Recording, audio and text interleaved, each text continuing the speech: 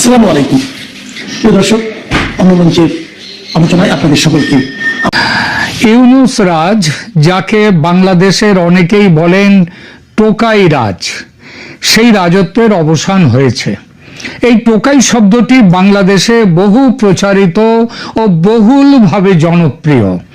24শে জুলাই অভ্যুত্থানের নেপথ্যে deep state ও পাকিস্তান আমেরিকার যে শেখ হাসিনা বিরোধী যৌথ চক্রান্ত, সেই চক্রান্তের মূলে ছিল ডিপ স্টেট এবং পাকিস্তান আমেরিকা যৌথভাবে। এদের সামনে ছিল যে ছাত্র সমাজ, তাদের জন্য ব্যবহার হয় এই টোকাই শব্দটি। যদিও টোকাই চরিত্রটি তৈরি করেছিলেন রফিকুল নবী বা রণবী নামের যে কার্টুন শিল্পী, আজ থেকে প্রায় 50 বছর আগে। তার টোকাই ছিল মা বাপ পরিত্যক্ত এক পথ শিশু মানে 10 বছরের মতো বয়স যার। সে থাকতো আস্তাকুড়ের কাছে আবর্জনার পাশে, রাস্তায় পড়ে থাকা বড় পাইপের মধ্যে। কার্টুনের টোকাই সমাজ পরিত্যক্ত, কিন্তু সে সমাজ বিরোধী ছিল না। কিন্তু বাংলাদেশের বর্তমান রাজনীতির টোকাইরা, এরা সমাজ পরিবর্তনের কথা বলে সমাজ বিরোধী হওয়ার জন্যে, সমাজ পরিবর্তন আনার কথা বলে এক বিশৃঙ্খল উচ্ছৃঙ্খল নীতিবর্জিত সমাজ ব্যবস্থা তৈরি করতে। এই টোকাইদের হাতিয়ার ছিল শেখ হাসিনার এবং ভারতের বিরোধিতা অস্ত্র। তাদের সেই অস্ত্রকে কাজে লাগিয়ে জামায়াতে ইসলামী তাদের মৌলবাদী রাজত্ব কায়েম করতে চেয়েছে, আর আমেরিকা চেয়েছে তাদের বিশ্বজোড়া দাদাগিরি চালাবার আর একটা ক্ষেত্র হিসেবে বাংলাদেশকে তৈরি করতে। তারা সফল হয়েছিল।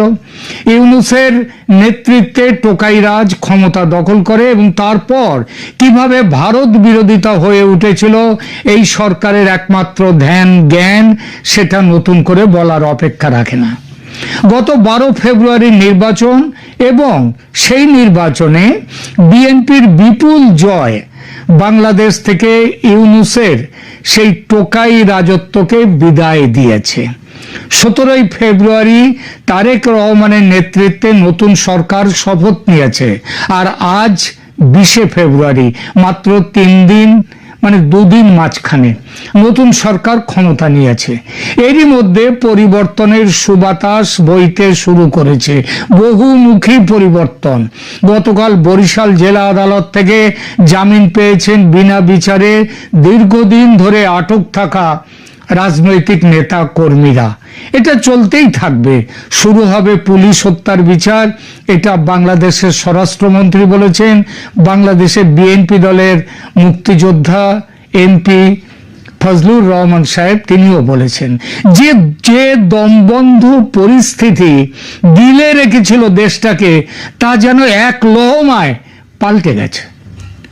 ভারতে আশ্রয় নেওয়া আওয়ামী লীগ নেতারাও দেশে ফিরবেন শীঘ্রই। গত 18 মাসে জারি করা যাবতীয় প্রতিহিংসামূলক অর্ডিন্যান্স বাতিল হতে চলেছে। দেশে ফিরবেন শেখ হাসিনাও।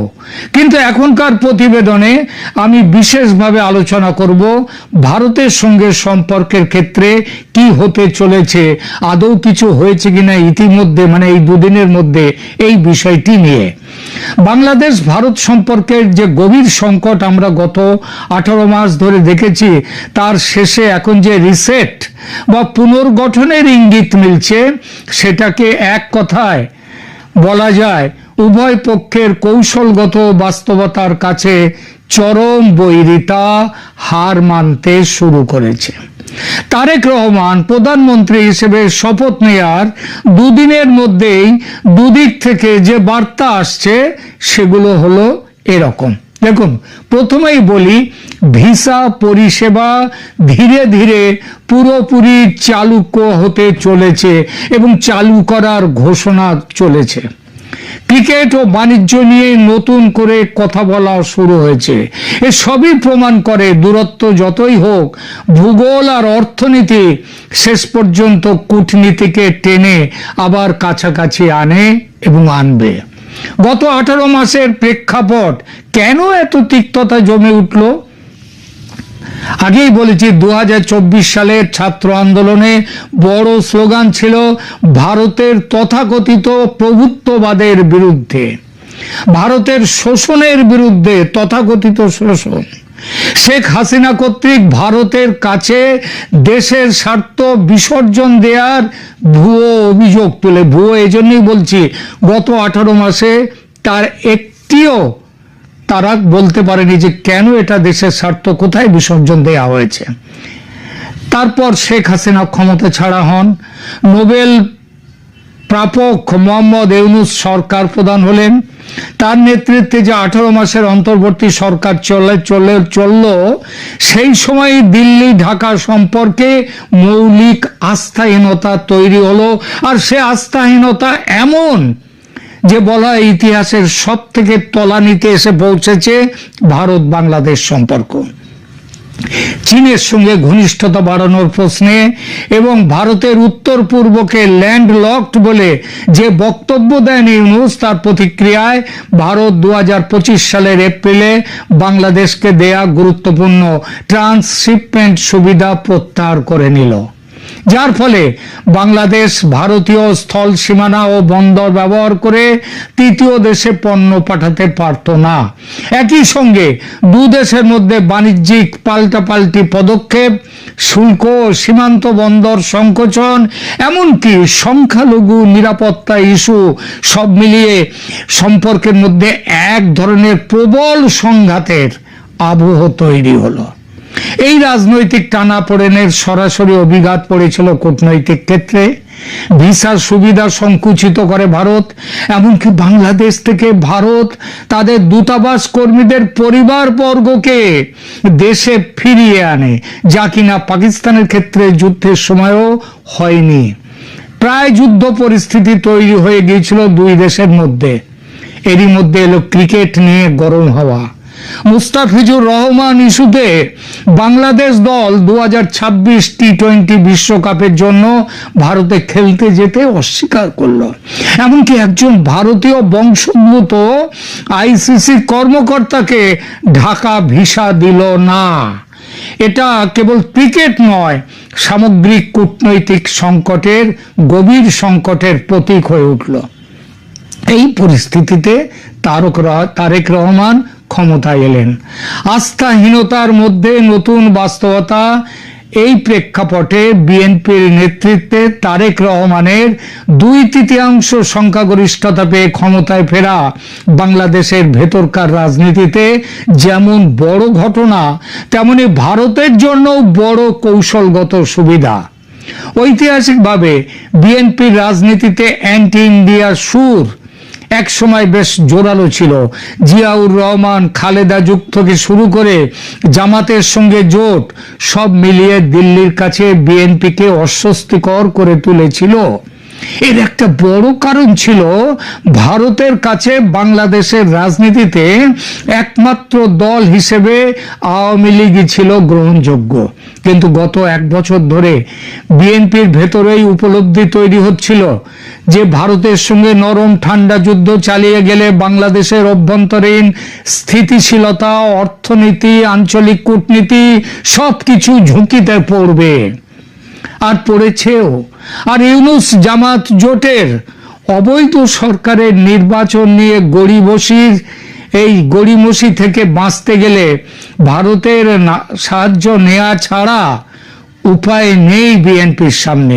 এই নিরুপায় পরিস্থিতির চাপ আরো তীব্রতর হয়ে উঠল যখন আমেরিকার ট্রাম্প প্রশাসন সুস্পষ্টভাবে নেমে গেল ইউনূস জামাতের পক্ষে।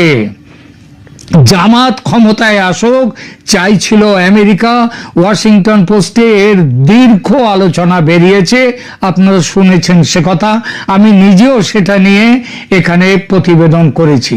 ফলে বিএনপি বুঝলো ভারত ছাড়া এই সমস্যা থেকে বাঁচাবার কেউ নেই। আর ভারত কি দেখলো? ভারত দেখলো আওয়ামী লীগ যখন দেশীয় রাজনীতির বাইরে তখন বহিষ্কৃত হয়ে রয়েছে, তখন বিএনপিকে নিয়ে এগিয়ে যাওয়া ছাড়া বিকল্প নেই।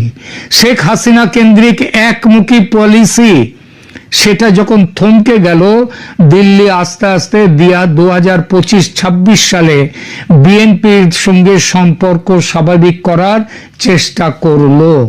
দেখুন, খালেদা জিয়ার অসুস্থতা উপলক্ষে সমবেদনা জানানো, তারেকের সঙ্গে জয়শঙ্করের বৈঠক হওয়া, খালেদা জিয়ার অন্ত্যেষ্টিতে ভারতের জয়শঙ্করের সেখানে পৌঁছে যাওয়া, নির্বাচনের আগে নানা স্তরে যোগাযোগ, তারও আগে তারেক রহমানকে ব্রিটেন থেকে, লন্ডন থেকে দেশে ফিরিয়ে আনার ব্যাপারে ভারত কি করেছে সেটাও বাংলাদেশে কারো কাছে এখন অজানা নয়। এবং আমি নিজেও সে ব্যাপারে করেছি, আমাদের এখানে প্রতিবেদন পেছনে গেলে দেখতে পাবেন। তারেকের সঙ্গে জয়শঙ্করের এই যে সব বৈঠক, এসব ছিল ভবিষ্যৎ বিএনপি সরকারকে সামনে রেখে চ্যানেল খোলা রাখার চেষ্টা। আর তার ফলে তারেক রহমানের দলেরই এই বিপুল বিজয়, আমেরিকা, পাকিস্তান এবং পরোক্ষভাবে চীনের কূটনীতিকে অগ্রাহ্য করে এই যে জিতলো, এটা যেমন তারেক রহমানের বিজয় তেমন ভারতের বিজয়। এর ফলে ভারতের একটা বড় পাওনা হলো কি, বাংলাদেশে ভারত বিরোধিতার যে জনগোষ্ঠী ছিল সেই জনগোষ্ঠী সংকুচিত হয়ে এলো। আর এই প্রেক্ষিত সামনে আসতে ভারত তারেক সরকারের বাড়িয়ে দেওয়া সহযোগিতার হাত ধরতে দেরি করেনি। এই পথে সবচেয়ে উল্লেখযোগ্য পদক্ষেপ ভিসা পুনর্বহালের ব্যবস্থা। মানুষের চলাচলকে কেন্দ্র করে সংঘাতের যে অবনমন ঘটেছিল, সেই অবনমনকে আটকে দিতে ভিসা একটা বড় পদক্ষেপ। তারেক রহমানের শপথের একদিনের মধ্যে ভারতের পক্ষ থেকে যে প্রথম বড় বার্তাটি এসেছে সেটি হলো বাংলাদেশে ভারতীয় ভিসা পরিষেবা ধাপে ধাপে পুনরায় চালু করা হবে, আগের মতো, শেখ হাসিনার জমানার মতো। এখনই medical O double entry visa দেওয়া শুরু করে দিয়েছে ভারত। খুব শিগগির tourist visa, student visa, employment visa সহ সব ক্যাটেগরি আবার চালু করার পরিকল্পনার কথা ভারতে ঢাকাস্থিত ভারতের কনসুলার অফিসাররা ঢাকায় প্রকাশ্যে বলেছেন। এটি শুধু প্রতীকী পদক্ষেপ নয়, গার্মেন্টস, ফার্মাসিউটিক্যালস, আইটি সহ বহু সেক্টরে দুই দেশের বাণিজ্যিক যোগাযোগ নির্বিঘ্ন রাখতে বারবার যাতায়াত অপরিহার্য। একথা দুই পক্ষ স্পষ্টভাবে স্বীকার করেছে। ভিসা জারি করা ভারত বাংলাদেশ দুপক্ষই স্বাভাবিক স্তরে নিয়ে আসবে খুব শিগগির, এটা মনে রেখে দিন।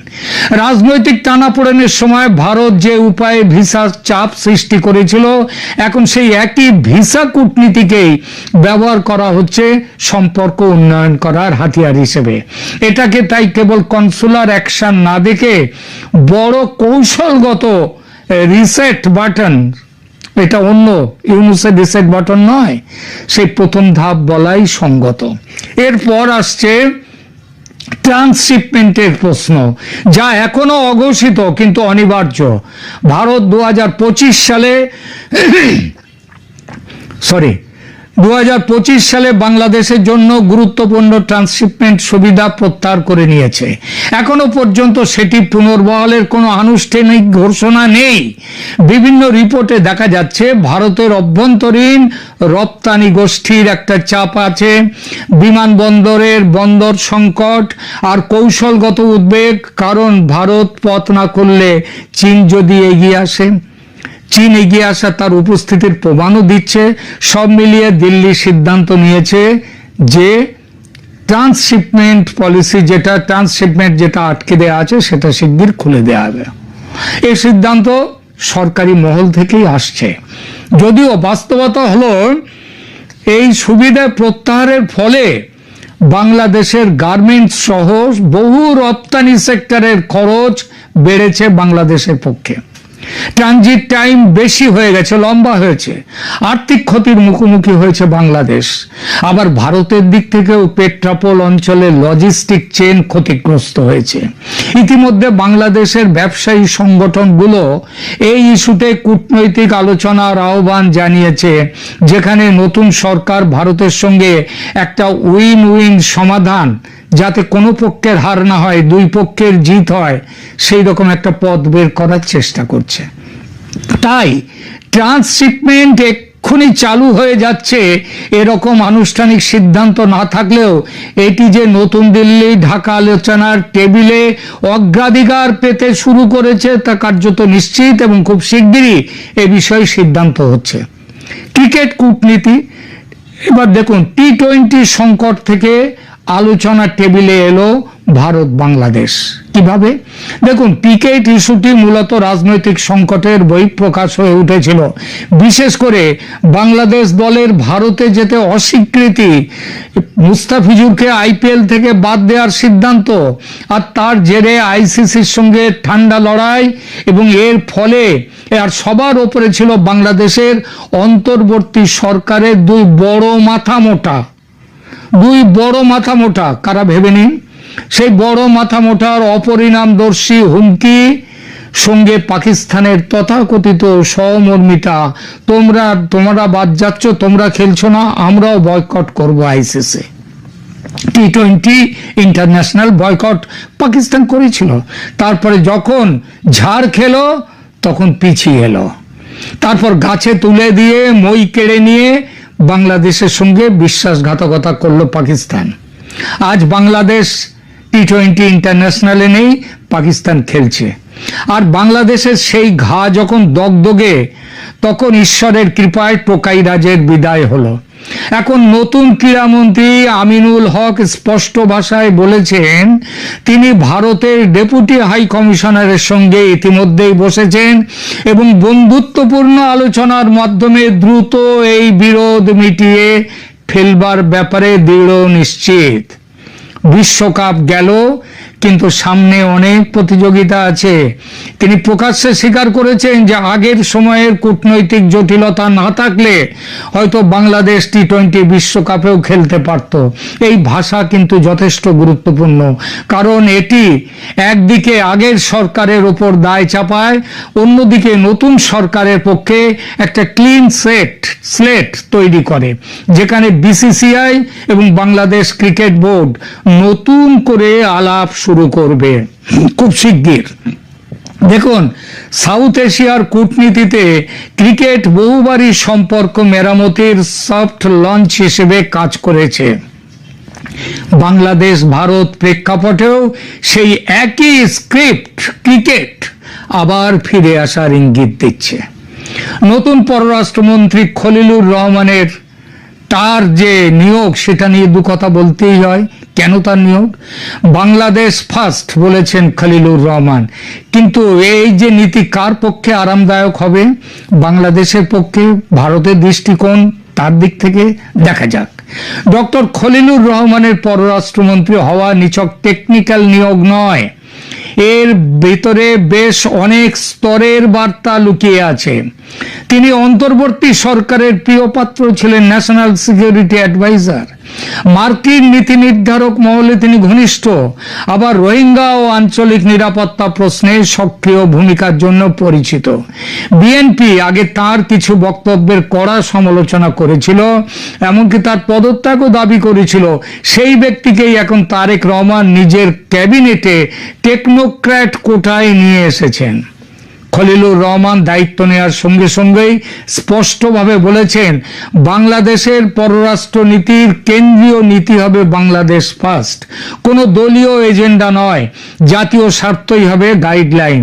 তিনি একই সঙ্গে বলেছেন, সব প্রতিবেশীর সঙ্গে সভারেন, ইকুয়ালিটি, রেসিপ্রোসিটি ও মিউচুয়াল বেনিফিট, পারস্পরিক স্বার্থ, তার ভিত্তিতে সম্পর্ক গড়ে উঠবে, এবং যেখানে সম্পর্কে জট বা স্থবিরতা আছে সেখানে বাধা দূর করে তিনি স্বাভাবিক অবস্থায় ফিরিয়ে আনার চেষ্টা করবেন। আগের সরকারের মতো জটটাকে আরো পাকাবেন না। ভারত চীন দুদেশেই পররাষ্ট্রমন্ত্রীরা খুব দ্রুত এই খলিলুর রহমানের নিয়োগে অভিনন্দন জানিয়েছে তাকে, তবে তারও মধ্যে ভারত আগে।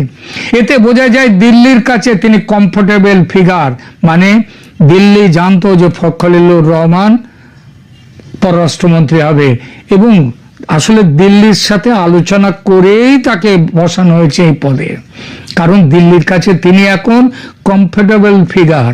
এই কমফোর্ট কবে এসছে, কবে থেকে দিল্লি তার সম্পর্কে তাকে বিশ্বাস করতে শুরু করেছে? গত বছর দিল্লিতে ও দোহাতে ভারতের এনএসএ অজিত ডোভালের সঙ্গে কয়েক দফা তার বার্তালাপের পর। নির্বাচনে বিএনপির জয়ের পর সবার আগে মোদির অভিনন্দন, জয়শঙ্করের দ্রুত বার্তা, ভিসা পুনর্বহালের ঘোষণা, সব মিলিয়ে ইঙ্গিত একটাই, বিএনপি অতীতের অ্যান্টি ইন্ডিয়া রাজনীতির ধারাবাহিকতা আর টেনে আনবে না। আর সেটা টেনে না আনলে ভারতও আর অতীতের হিসেব টেনে বসে থাকবে না। কাঠামোগত জটগুলি থেকে যাবে, কিন্তু সেই জট খোলার সম্ভাবনা আছে, সংঘাতের সম্ভাবনাটা কম নেই। এখন প্রশ্ন হলো এই স্বাভাবিকতা কতটা গভীরে যেতে পারবে? কিছু মৌলিক ইস্যু থাকতেই পারে, যেমন নদীর পানি বন্টন, তিস্তা গঙ্গা সহ 54টি অভিন্ন নদী, এসব চুক্তি হতো না যদি ইউনূস সরকার এই টোকাই রাজ থাকতো। এবার এগুলো হবে। সীমান্তে গুলিবর্ষণ ও হত্যাকাণ্ড, এনআরসি সিএএ নিয়ে উদ্বেগ, এসব, রোহিঙ্গা সংকট, শেখ হাসিনার প্রত্যর্পণ প্রশ্ন, এটা কিন্তু থাকবে না। শেখ হাসিনার কোনো সমস্যাই থাকবে না, বললাম, মেনে দেখে নেবেন। এসব কোনোটা আগে যেগুলো বললাম সেগুলো কোনোটাই রাতারাতি মিটে হয়তো যাবে না, তবে বিএনপি ইতিমধ্যে ইঙ্গিত দিয়েছে তারা শেখ হাসিনার প্রত্যর্পণ দাবি থেকে সরে আসতেও পারে, কারণ দেখবেন যে আইনে তাকে বিচার করা হয়েছে সেই আইনটাই সংসদ পাস করবে না, ওই যে বললাম অর্ডিন্যান্স। তো অন্যদিকে ভারত নিজের স্বার্থের জায়গা থেকে সজাগ থাকবে। চীনের উপস্থিতি, উত্তর পূর্ব ভারতের নিরাপত্তা, বিচ্ছিন্নতাবাদ, জঙ্গিবাদ ইস্যুতে বাংলাদেশের ভূমিকা, এসবগুলো দিল্লির মূল উদ্বেগ। কিন্তু নতুন পররাষ্ট্রমন্ত্রী, নতুন সরকার, পুরো নিরাপত্তা টিমের গঠনে আপাতত যে বার্তা মিলছে তা হলো তারেক রহমান চীনের সঙ্গে সম্পর্ক রাখবেন, সম্পর্ক কাটবেন না, কিন্তু একতরফা চীনা কাট খেলবেন না, যেটা ইউনূস ভুল করেছে। বরং ভারতের সঙ্গে এমন এক ভারসাম্য খুঁজবেন যা দলের বাংলাদেশ ফার্স্ট লাইন এবং বাস্তব কূটনৈতিক স্বার্থ দুদিকেই মেনে চলবে। আরো বড় কথা, বাংলাদেশ চীনের সাথে যে বাণিজ্য করত তার পরিমাণ ওখান থেকে যা নিয়ে আসতো ভারতের প্রায় 3 গুণ টাকা, 3 গুণ ডলার দিয়ে নিয়ে আসতো। এখন আমেরিকা চাপ দিয়েছে চীনা অস্ত্র নেয়ার ব্যাপারে যাতে না কেনে, সুতরাং সেটা না কিনলে চীনের সাথে বাংলাদেশের ব্যবসায় এমনিতেই নেমে যাবে। আর অন্য জিনিস যেগুলো ভারতের সাথে তার ব্যবসা, সেগুলো বাড়তে থাকবে। শেষ করি আলোচনা। দুঃস্বপ্নের অবসান হয়েছে বলবো না, তবে ভোর হলো, দোরকোলো এসে গেছে, সূর্য উঠছে, পূবের আকাশে রং ছড়াচ্ছে। বলা যায় গত 18 মাসের দুঃস্বপ্ন, বিশ্বাসের সম্পূর্ণ ভাঙন, ট্রান্সশিপমেন্ট বন্ধ, ভিসা সংকট, ক্রিকেট বয়কট, এই যে যুগ ছিল তা থেকে বেরিয়ে এসে ভারত ও বাংলাদেশ এক নতুন সম্পর্ক পুনর্নির্মাণের দিকে হাঁটতে শুরু করেছে। এই হাঁটা স্লো বাট স্টেডি, এটা হওয়াই ভালো। ওই খরগোশ আর কচ্ছপের দৌড়ের মতো যেন না হয়, সেটা হবেও না। ভিসা পরিষেবা সব কিছু আবার চালু হবে, সম্পর্কের উন্নতি হবে। সব মিলিয়ে ইঙ্গিত স্পষ্ট, দিল্লি ঢাকা কেউই আর খোলা মুখোমুখি বিরোধের অবস্থান চায় না, বরং চায় পাশাপাশি ভাইয়ের মতো, বন্ধুর মতো অবস্থান। এটাই শান্তির পথ, স্বস্তির পথ। আর মনে রাখবেন, শান্তি থাকলেই কিন্তু উন্নতি আসে।